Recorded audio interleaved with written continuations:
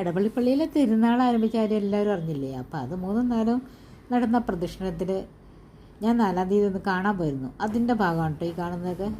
അപ്പോൾ നമുക്കൊന്ന് കണ്ടു നോക്കിയാലോ. പിന്നെ 10ഉം 11ഉം 8ാം ഇടം പറയും, അതായത് 8ാം പെരുന്നാൾ. അതോടുകൂടിയിട്ടാണ് പെരുന്നാൾ സമാപിക്കുന്നത്.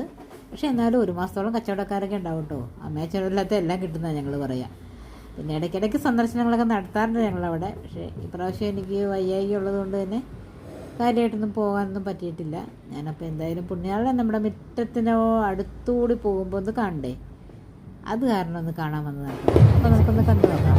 നമ്മൾ ഈ പ്രദക്ഷിണം കാണുന്നതിനിടയ്ക്ക് എടപ്പള്ളി പള്ളിയെ പറ്റിയിട്ടുള്ള ഒരു കാര്യം കൂടി പറഞ്ഞു തരട്ടെ. ഒരുപാട് പേർക്ക് അറിയാത്തൊരു കാര്യമാണ് കേട്ടോ. എല്ലാവരും പറയും ഞങ്ങൾ എടപ്പള്ളി പോകണം. എടപ്പള്ളി എന്ന് പറഞ്ഞു കഴിഞ്ഞാൽ ഈ സ്ഥലമാണ്, ഈ സ്ഥലത്തിൻ്റെ പേരാണ് എടപ്പള്ളി എന്നുള്ളത്. ആ കാരണം ധാരണ എന്താണെന്ന് വെച്ച് കഴിഞ്ഞാൽ ഇവിടെ ഈ പള്ളി ഉള്ളതുകൊണ്ട് തന്നെ പള്ളിയുടെ പേരാണ് എടപ്പള്ളി എന്നുള്ളതാണ്. എടപ്പള്ളി പോകണമെന്ന് വെച്ച് കഴിഞ്ഞാൽ പള്ളിയിൽ പോകണമെന്ന് ഒരുപാട് പേര് പറയുന്നുണ്ട്. ഞാൻ എടപ്പള്ളിയിൽ ഇരിക്കാൻ പറയും, പള്ളിയിൽ ഇരുന്നിട്ട് ഫോട്ടോ കൊടുത്തിട്ട്. അങ്ങനെയൊക്കെ ഞാൻ കണ്ടിട്ടുള്ളതുകൊണ്ട് പറയാം കേട്ടോ. ശരിക്കും എടപ്പള്ളി എന്നുള്ളത് സ്ഥലപ്പേരാണ്. എടപ്പള്ളി കൊട്ടാരത്തിൽ നിന്നും പള്ളി പണിയാൻ വേണ്ടിയിട്ട് കൊടുത്ത സ്ഥലത്ത് പണിത സെൻറ്റ് ജോർജ് ഫെറോന പള്ളിയാണ് ഈ എടപ്പള്ളി പള്ളി എന്ന് പറയുന്നത്. അതല്ലാതെ എടപ്പള്ളി എന്നല്ല ഈ പള്ളിയുടെ പേര് കേട്ടോ. അപ്പോൾ അറിയാത്തവർക്ക് വേണ്ടി പറഞ്ഞു എന്നേ ഉള്ളൂ. നമ്മൾ ഈ വീഡിയോ ഇങ്ങനെ ഞാൻ എഡിറ്റ് ചെയ്തുകൊണ്ടിരിക്കുന്നതിനിടയ്ക്കാണ് എനിക്ക് ഓർമ്മ വന്നത് ഒരുപാട് പേരിങ്ങനെ തെറ്റിദ്ധരിക്കുന്നുണ്ടല്ലോ എന്ന്. അപ്പോൾ അതുകൊണ്ട് പറഞ്ഞതാണ് കേട്ടോ. അപ്പോൾ പറഞ്ഞു വന്ന കാര്യം ഒന്നുകൂടി ഞാൻ പറഞ്ഞുതരാം. അതായത് എടപ്പള്ളിക്ക് ഈ സ്ഥലത്തിന് ഈ പേര് വരാനുള്ള കാരണം എന്ന് പറഞ്ഞു കഴിഞ്ഞാൽ നമ്മുടെ തിരുക്കൊച്ചി അങ്ങനെയൊക്കെ തിരിഞ്ഞു കിടന്നിരുന്ന ഒരു കാലം ഉണ്ടായിരുന്നല്ലോ.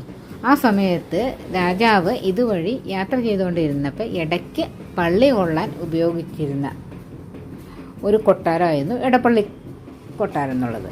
അപ്പോൾ അങ്ങനെ ഇടയ്ക്ക് തമ്പുരാൻ പള്ളി കൊള്ളുന്ന സ്ഥലമായതുകൊണ്ടാണ് ഈ സ്ഥലത്തിന് എടപ്പള്ളി എന്ന പേര് വന്നതെന്നാണ് ഞങ്ങളെല്ലാം അറിഞ്ഞിരിക്കുന്നത് കേട്ടോ.